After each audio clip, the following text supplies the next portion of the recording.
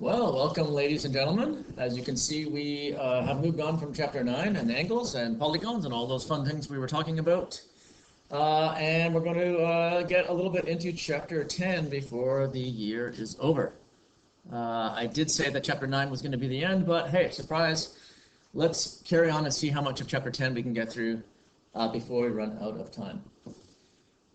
As you can see from the title of today's lesson, which is Collecting and Sorting Data, we're going to be talking about statistics, the numbers involved with certain things. Anytime I talk about statistics, the usual questions that come up and the usual associations we have, or easy associations we have, are with sports, because sports are really focused on stats. Things like shooting percentage, if you're a basketball player or any soccer player, whatever, your shooting percentage, batting average, how often you get a hit when you're at bat, RBI, how many runs you bat in when on average when you bat, or how many runs you bat in during a game. Plus minus is another stat, how many goals were scored while you were on versus how many times your team got scored on while you were on. If you're a basketball player, field goals attempted, field goals made. Baseball, ERA, your earned run against. If you're a pitcher, how many times you get scored on while you're pitching. Football players, yards per carry, and things like that. Even baseball is so stats driven that they have stats right down to things such as this, where what are the chances that a player will get a hit if they're facing a left-handed pitcher. So some of the stats that you have seen, I'm sure, and are used to playing in your sports, we'll be talking about, hopefully.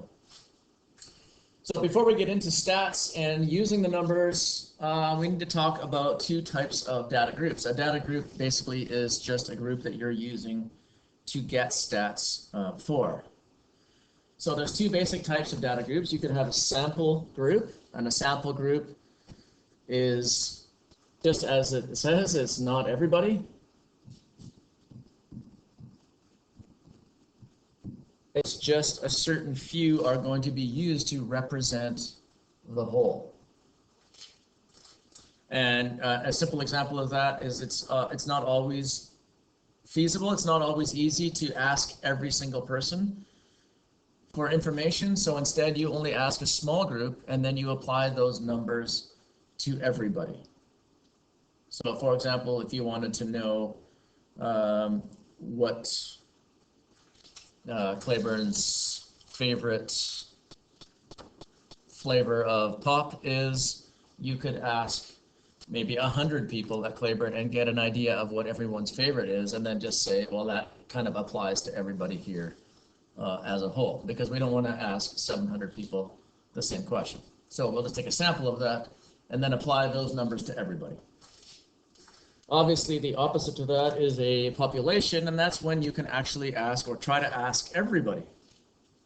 So if you can run a data group and try to get everybody in, an example of that in Canada is something called the census, where they send, they gather information from everybody in the country, or at least they try to gather information from everybody in the country, so that they don't have to just go with a sample and then guess, but they actually have legitimate data because everyone replies to it. So basically what we're talking about then is a sample, a small group, and a population, which is everybody. All right, there's two types basically that we're going to talk about. We're going to talk about a random sample, which is what you really want to get if you're going to try and run a survey, is you want a random group of people. No specific group of people, but a random group. So a random group is, again, self-explanatory. It's strictly random and doesn't cater to anybody specific.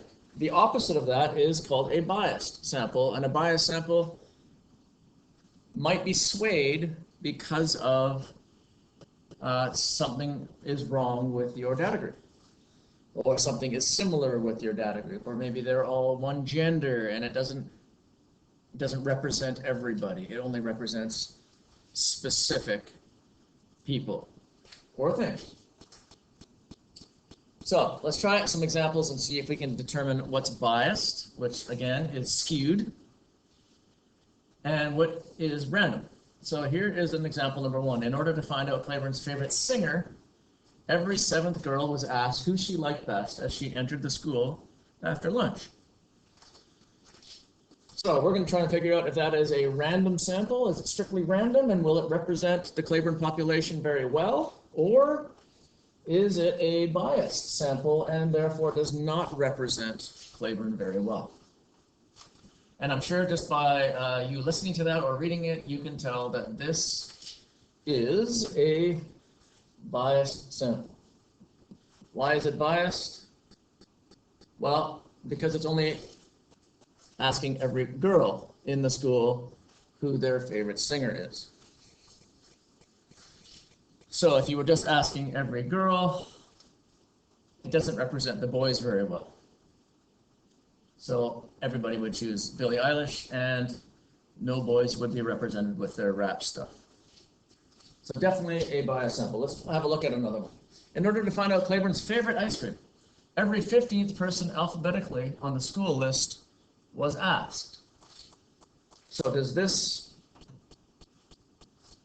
random? Is it specifically random, or is it biased? Is it targeting specific people? So every 15th person alphabetically, and I'm sure as you think about it, yes, this is actually a pretty good random sample, and that's kind of what we would look for if we were doing a survey. This is strictly alphabetical, and it's strictly 15th person, so we have no bias there. It just happens to be whoever falls on the 15th person. Let's have another one. In order to find out Abbotsford's best restaurant, every fifth shopper in Forever 21 was asked which restaurant they liked. Is this a random or biased sample? Well, if you think about it, Forever 21 is a specifically catering to probably teenage girls or young girls, 20-year-old girls maybe. So if you're asking only people at Forever 21, that might not be an equal representation of boys. So therefore, even though I like the part where it is the fifth shopper, because that is not specific, it just happens to be whoever falls on the fifth person, but Forever 21 makes it a biased sample because only certain crowds or only certain people would be in Forever 21. For example, I would not shop in Forever 21. Therefore, middle-aged men would not be represented very well. Specifically, immature middle-aged men. All right, number 4. In order to find out the favorite activity at Claiborne Middle, every 10th athlete was asked what activity they liked best. Again, is this a random or biased sample? Well, it's random in that it's the 10th person. It just happens to be every 10th. But it is in fact biased because it only is asking athletes, and it's not just asking everyone. In this case, it would probably be found out that Claiborne's favorite activity was some type of a sport, and that rules out all of the people that are not sporty and are into other activities at Claiborne. Could be music, could be drama, could be the leadership, any of those things. So it leaves that out, therefore this is a biased sample. And finally today, let's have a look. In an attempt to find out the best car manufacturer in the world, every 100th family in North America was asked questions on a cell phone survey. Is this a random or biased sample? And I'm sure you're thinking to yourself, Nukes, you're not fooling me. That is certainly biased. And if you said biased, then you are correct. It is biased, even though it's only picking out every 100 person. The problem is it's asking only people in North America. And North America is going to be biased because they're probably going to choose North American-made cars. Not only that, they're asking people on a cell phone survey, and not everyone has a cell phone. So that might leave out a certain demographic that doesn't have cell phones. So you have to have a cell phone. So in other words, you have to have some amount of money in order to be able to answer this survey. So now you're taking people that have money and live in North America, and that doesn't necessarily represent a worldwide car manufacturer. All right, so let's move on from that. Let's see if we can take some of this survey information and use it and create some data that we can actually use, some statistics. So here we have what's called a tally sheet or survey sheet. And as you can see, we're going to ask people what their favorite, in fact, their favorite food has been asked: burgers, fries, Italian, pizza, steak, or other. So typically we would ask everyone in our class, but because our class is not here, I randomly made up people's favorite snack foods. And as you can see here, this little B stands for burgers and fries. So I'm going to have to count how many B's there are. There's 1, 2, 3, 4, 5, 6. So I'm going to put 6 tallies in the burgers and fries. 1, 2, 3, 4, 5, 6. Let's get that all the way across. And then I'm going to look at, I guess I should start off with Italian. That's the I. 1, 2, 3, 4. 1, 2, 3, 4. I is Italian. I'll put that up there. B was burgers. P is going to be pizza.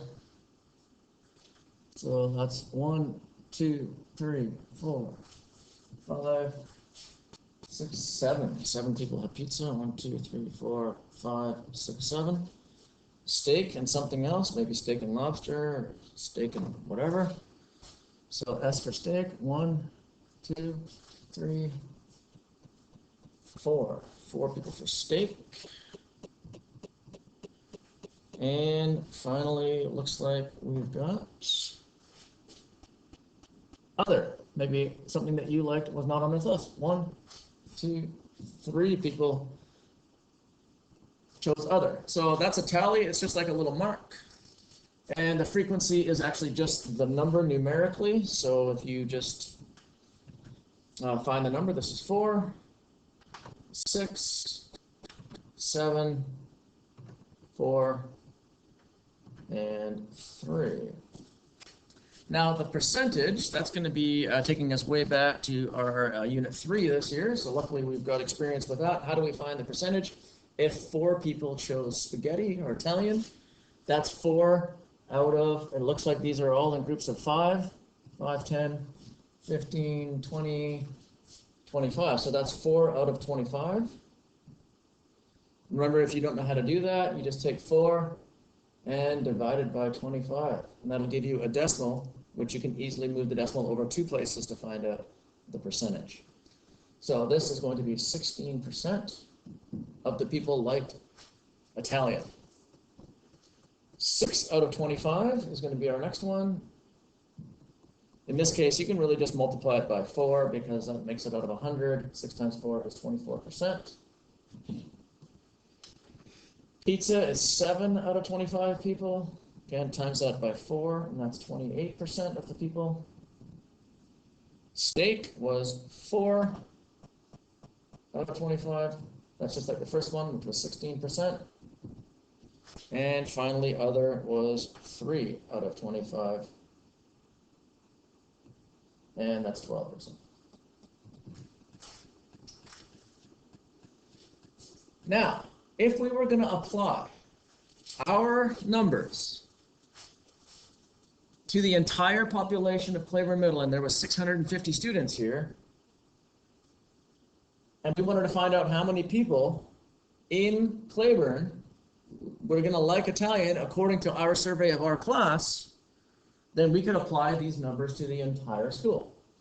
How do we do that? Well, we're going to take the spaghetti, and we're going to take 16%, I'm going to write this in small, of 650 people. Basically, that's going to be 16%, which is 0.16, and times that by 650. 0.16 times 650, 104 people in Claiborne would have chosen spaghetti. Then I'm going to take 24% for burgers, which is 0.24, times it by 650 students. 156 students at Claiborne would probably choose burgers and fries if they were tallied, according to our survey in our class. Pizza is 28%, that's the highest.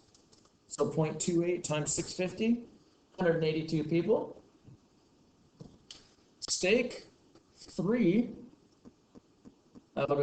Steak was 4 out of 25, which was 16%, so 0.16 times 650. That's 104 people. And other, well, that was the same at the top, so that would have been, 3 would have been 12%, so 0.12 times 650, 78. I can't fit it in there because that's in the way, so 78 people. So we can create an information sheet, a survey sheet with the data, and then we're going to attempt, later on, we're going to attempt to create some charts or graphs using the data that we've collected. So we're going to start today by just recording data and see if we can fill out a survey sheet. We'll try the worksheet, see if you can come up with some stuff, and we will do some graphing on the next lesson. So, good luck.